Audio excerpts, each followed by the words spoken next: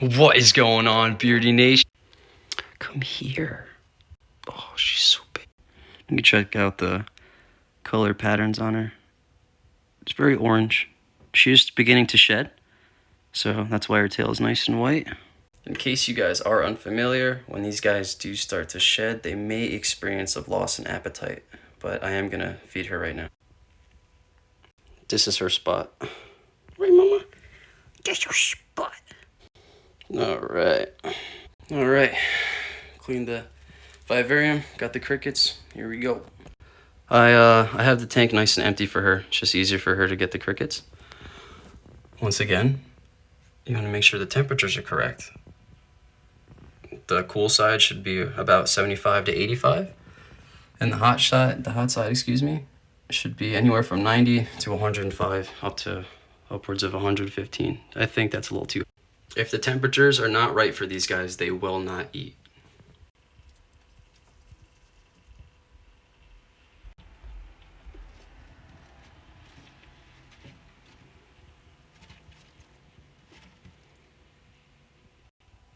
Here she goes, guys, going to town on them. Once again, in full disclosure, she is super lazy, so I will actually guide these guys right in front of her sometimes, just like so, just so she gets all the food. She's on her last couple crickets here. I'm just gonna guide them in front of her to make sure she eats.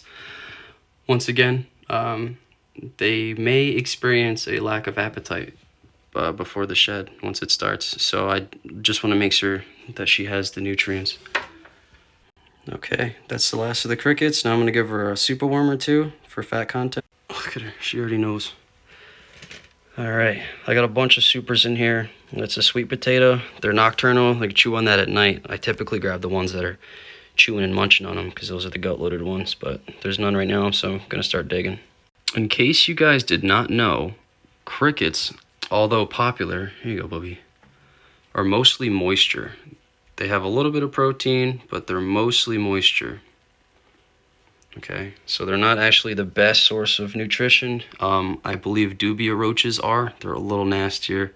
Personally, I wouldn't go that route, but as long as your insects are gut-loaded, which means you feed them foods that these guys would eat so that when they do eat, they're nice and healthy, right? Here you go, Bubby. Go on. All right, after this, she's definitely gonna be nice and plump, nice and full. And I'm gonna put her underneath her basking spot, or she really likes to hang out in the net under the UVB. It aids in digestion and the calcium absorption. Who's a big girl? Who's a big girl? Me. All right, guys, replace the water. Basking spot's back where it needs to be. I just sprinkled the calcium on the veggies, and there she goes. All right, guys, I just want to say thank you, as my recent posts have a little more views than I thought would be there already, so thank you for tagging along on our journey. And if you have watched this video up until this point, I would appreciate it if you liked, left a comment, and subscribed. Okay. Now I think it's time to talk about whether or not it's a good idea for you to get one of these guys. Okay. I did have a little bit of money in the bank account. I wasn't too hesitant to buy this little guy. But the costs do begin to add up.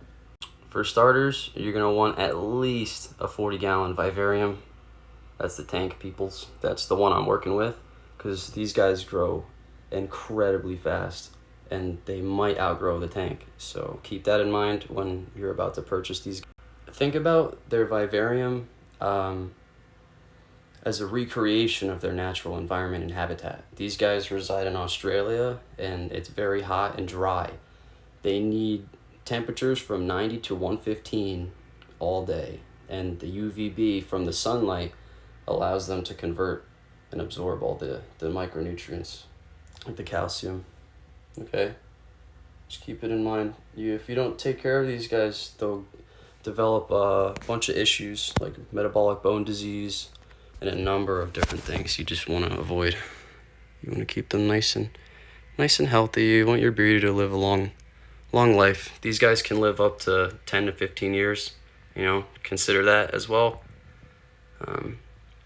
May seem like a little lizard, you know, who cares, but when I say these guys are sensitive, and when she comes in here, she looks at me, you know, she recognizes I'm the owner. I try to treat her like she's my little human, even though she's just a lizard.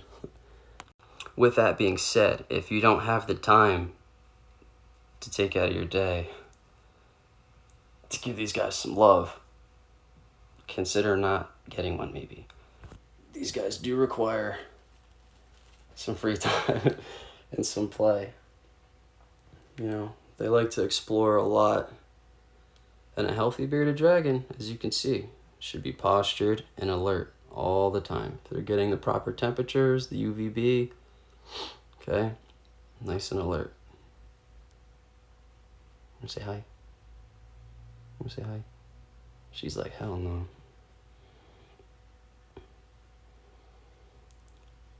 Alright, I don't want this video to turn to a rant. Just a little bit of generalized information. Thank you for watching. Again, if you've watched up to this point in a couple of my previous videos, please comment, like, subscribe. I'm trying to learn and share information, but I also want the feedback from you guys because I'm sure most of you know more than I do. Alright guys, with that being said, that concludes today's video. Until next time, guys, Beardy Nation.